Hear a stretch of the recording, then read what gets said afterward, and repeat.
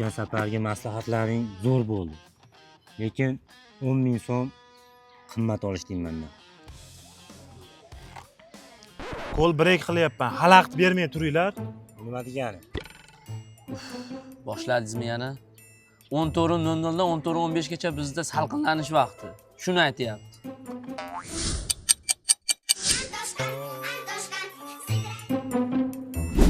Brifingga tayyormisan?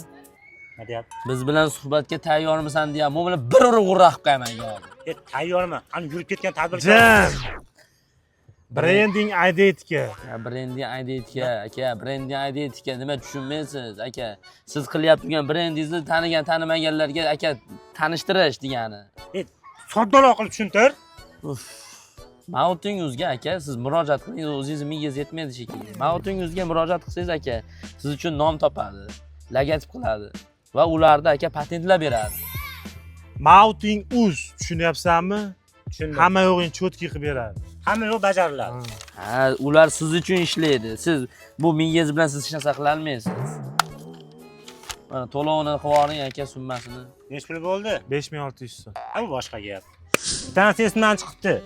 Bir o'qishga topshirmoqchi edim. Nima maslahat berasan?